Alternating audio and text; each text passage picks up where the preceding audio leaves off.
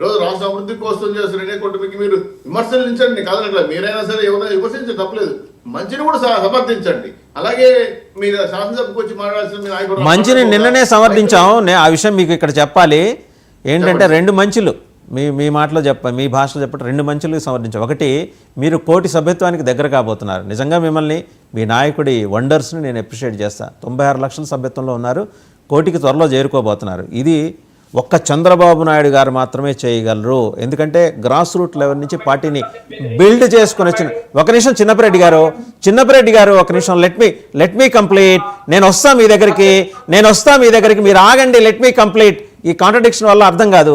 So అదొక మంచి. రెండో మంచి ఏంటంటే, అత్యధిక ధనిక సీఎం అంటే ఉన్నవాళ్ళల్లో అందరిలోకి అత్యధిక ధనికుడైన సీఎం అనే ఇంకో మంచి కూడా ఏడీఆర్ మెన్షన్ చేసింది. నేను దాంట్లో మంచినే చూస్తున్నానండి. సమాజం రకరకాలుగా మారుతుంది, నేను పట్టించుకోవట్లేదు సోదరి గారు. అది బాబు గారి ఆస్తి 36 కోట్ల విషయం మీకు కూడా తెలుసు. 36 కోట్ల 10 కోట్ల అప్పు ఉందని కూడా తెలుసు. జగన్మోహన్ రెడ్డి 570 కోట్ల ఆస్తిపరుడు. ఆయన గొప్పవాడు, ఈయన గొప్పడు నేను చెప్పలేదు. మీకు లెక్క చెప్పేసా. కుటుంబ ఆస్తులు కలుపుకొని 930 కోట్లు అని చెప్తే భువనేశ్వరం ఆస్తి, మనవడ ఆస్తి, కొడుకు ఆస్తి, కోడల ఆస్తి తీసుకొచ్చి కలిపి నెంబర్ 1 అది సార్. వాళ్ళు ఏడీఆర్ నివేదిక అనేది ఏదైతే ఎన్నికల అగ్రివేట్ లో పొందుపరుస్తారో ఆ అంశాన్ని ప్రస్తావిస్తూ చెప్తారే కానీ ధనిక సీఎం అంటే ప్రతి సంవత్సరం అది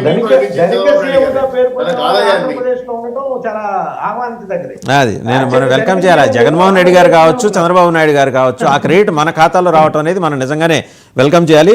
అండ్ శివపార్వతి గారి దగ్గరికి వెళ్దాం. ఒకసారి శివపార్వతి గారు, నేను స్టీల్ ప్లాంట్ గురించే మాట్లాడుతున్నాను. కొత్త ఊపిరి, మరి నిన్నటి వరకు అసలు ఊపిరి లేదా, ఇవాళే వస్తుందా కొత్త ఊపిరి? ఊపిరి లేదని కాదన్న, ఊపిరి పోయడానికి ఎంతో మంది ఊపిరి తీసుకుంది. 36 మంది పైన ఊపిరి తీసుకొని ప్రాణత్యాగాల మీద నిర్మితమైన స్టీల్ ప్లాంట్, ప్రాణత్యాగాల మీద. మరి అదే కదా, అందుకనే వాళ్ళది గుర్తుగా ఎప్పటికీ అది ఒక ఆంధ్ర ప్రైడ్ గా చూస్తారు, కానీ అది ఒక ఉక్కు ఫ్యాక్టరీగా కూడా చూడు. ఇప్పుడు 36,000 ఎకరాలు ఇచ్చారంటే రైతులు అంత, ఇప్పుడు కూడా స్టిల్ వాళ్ళకి ఆ ఇచ్చిన రైతులకి ఇప్పుడు కూడా కొన్ని ఉద్యోగాలు ఇస్తామని ఇవ్వకపోవడము, వాళ్ళకి కనీసం ఉండడానికి కూడా స్థలాలు చూపించకపోవడం, ఇలాంటి పరిస్థితులు కూడా ఉన్నాయి. అక్కడ ఇచ్చిన రైతులు గుళ్ళల్లో ప్రసాదాలు తిని బ్రతికే పరిస్థితి కూడా మొన్నటి వరకు ఉంది. ఇప్పుడు అలాంటి పరిస్థితిని దాటి 6 నెలల్లో చాలా మందికి పెండింగ్ ఉన్న ఉద్యోగులకి ఉన్న పెండింగ్ బకాయిల్ని, అలాగే కొంత కేంద్ర ఆర్థిక సాయం, దాని నుంచి ఇంకొంచెం క్యాప్టివ్ మైన్స్ ఏమన్నా ఇప్పించే ప్రయత్నం జరుగుతుందా? ధర్మేంద్ర ప్రధాన్ అనే ఆయన కేంద్ర ఉక్కు శాఖ మంత్రిగా ఉన్న సమయంలో ఆయన మోకాలు, మోచేయి, వాట్నాట్ ఆయన దగ్గర ఉన్నవన్నీ అడ్డుపెట్టేసి మనకు రాకుండా చేశాడు. మన అదృష్టం కొద్దీ ఇవాళ ఆయన ఉక్కు శాఖ మంత్రి కాదు. సరే, కుమారస్వామి గారు వచ్చారు కదా, మన పక్క రాష్ట్రం యువతల కర్ణాటక, మన అంటే సాఫ్ట్ కార్నర్ ఉందంటే సాఫ్ట్ కార్నర్ ఉంది, జాగ్రత్తగా ఆయన పని ఆయన కానించుకున్నాడు. మన దగ్గరకు వచ్చేప్పటికి మొండి చేయి చూపిస్తున్నారు. ఆయనేమో మోకాలు ఎడ్డితే ఈయన మొండి చేయి చూపిస్తున్నాడు. రేపు జనవరి 8న జరిగే సభలో నిజంగా అంటే పవన్ కళ్యాణ్ గారి మీద చాలా హోప్స్ పెట్టుకున్నారండి ఆంధ్రప్రదేశ్ ప్రజానికం. ఈయన ద్వారా స్టీల్ ప్లాంట్కి ఏదో మంచి జరగబోతోంది. ఆ మంచి ఏంటి? ఖచ్చితంగా అండి. పవన్ కళ్యాణ్ గారు గతంలో అధికారంలో లేనప్పుడే కేంద్ర ప్రభుత్వాన్ని చాలా రిక్వెస్ట్ చేయడం జరిగింది. ఇప్పుడు ఇంక ఎన్డీఏలో భాగమై ఇప్పుడు ఏదైతే ఎన్డీఏకి బలమైందో ఆంధ్రప్రదేశ్, దానికి సంబంధించి ఉక్కు పరిశ్రమ గురించి ఖచ్చితంగా ఫస్ట్ ప్రయారిటీ ఆయన చర్చించడం జరిగింది. అందరూ కూటమి నేతలు కూడా దీని మీద చాలా స్ట్రిక్ట్ గా ఉన్నారు. అక్కడికి ఈవెన్ బీజేపీ నేతలు వైజాగ్ లో ఉన్న వాళ్ళు కూడా చాలా అభ్యర్థనలు కానీ వాటి మీద కేంద్ర ప్రభుత్వం సానుకూలంగా ఉంది. అందుకే ప్రత్యేక ప్యాకేజీలు కానీ ఆ పరిశ్రమని ప్రైవేటీకరణ చేయమని చెప్పారు కదా, కుమారస్వామి గారు వచ్చి చెప్పేశారు కదా. చెప్పలేదండి, అధ్యయనం చేస్తామన్నారు. వెరీ క్లియర్ అండి. నేను ఆ సమస్య గురించి, నేను అక్కడ పనిచేసి వచ్చినోడిని, ఆ సమస్య గురించి నాకు సమగ్రమైన అవగాహన ఉంది. అధ్యయనం చేస్తాము అంతే.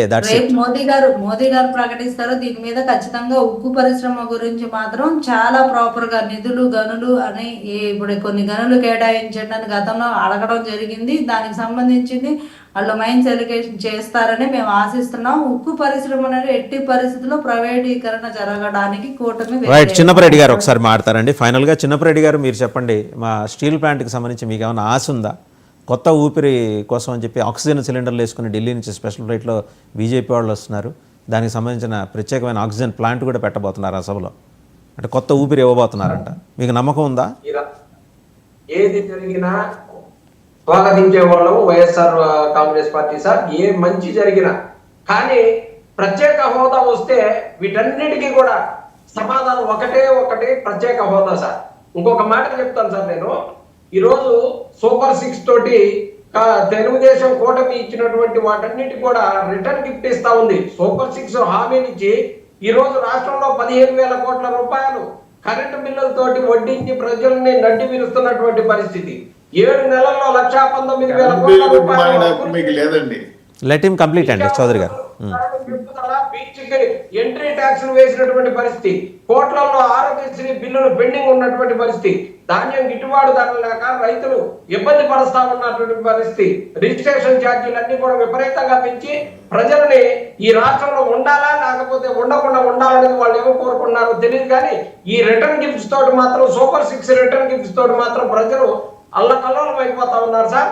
దీని మీద దృష్టి పెట్టాలని ప్రధానమంత్రి గారు వచ్చి వీటన్నిటి కూడా మంచి జరిగే విధంగా ప్రత్యేక హోదా ఇవ్వాలని, అలాగే స్టీల్ ప్లాంట్ కూడా మంచి జరగాలని